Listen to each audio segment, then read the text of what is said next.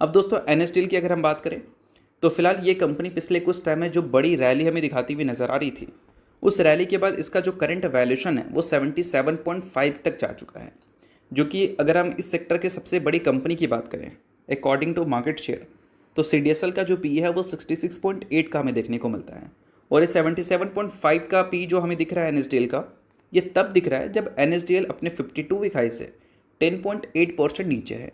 But अभी के time पे मोतीलाल ओसवाल का एक रिसर्च रिपोर्ट हमें देखने को मिला है जिसमें उन्होंने ये बताया है कि जो डुओपॉली इस कंपनी को एक मिल रखा है इसके इंडस्ट्री में, वो इस कंपनी के लिए एक पॉजिटिव साइन रहा था लिस्टिंग के टाइम। और जितनी भी पॉजिटिव चीज़ें हैं वो सभी देखा जाए ऑलरेडी प्राइस्ड इन हो चुकी हैं।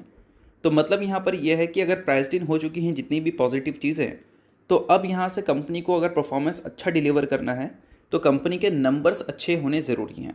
और लास्ट क्वार्टर में तो कंपनी के रेवेन्यू हमें अच्छे देखने को नहीं मिले थे। ईयर ऑन ईयर बेसिस पे गिरता हुआ दिखा था रेवेन्यू, और Q1Q बेसिस पे भी गिरता हुआ दिखा था। और अगर सभी चीज़ें प्राइस्ड इन हो चुकी हैं तो आने वाले क्वार्टर्स में ऐसे रेवेन्यू एंड ऐसे प्रॉफिट्स जो कंपनी ने लास्ट क्वार्टर में दिखाया था वो बिल्कुल भी मार्केट पसंद नहीं करेगी।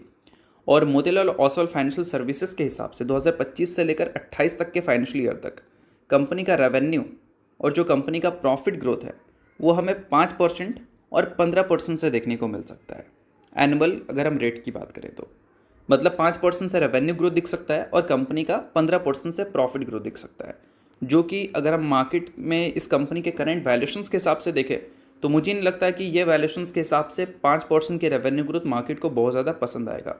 तो ये सारी चीज़ें NSDL के लिए इंपॉर्टेंट बन जाती है। अगर आप इस कंपनी के इन्वेस्टर हो तो इन सारी चीज़ों को ज़रूर नोट करके चलना है, क्योंकि कंपनी के वैल्यूशन अभी के टाइम पे इनके पीयर्स के कंपैरिजन में काफ़ी ज़्यादा दिख रहे हैं। तो इस वजह से नंबर्स अच्छा आना काफ़ी ज़्यादा इंपॉर्टेंट बन जाता है। इसको रिकमेंडेशन की तरह लेने की ज़रूरत नहीं है। मैंने आपको चीज़ें बताई है डेटा के बेसिस पे, तो आप खुद से रिसर्च और एनालिसिस कर सकते हैं। सभी चीज़ें सिर्फ और सिर्फ एजुकेशन पर्पज़ के लिए है। तो चलिए ये वीडियो यहीं तक था। आपको करता हूँ, वीडियो आपको अच्छा लगा होगा, लाइक कीजिए, पहली बार सब्सक्राइब कीजिए। वीडियो देखने के लिए बहुत बहुत शुक्रिया।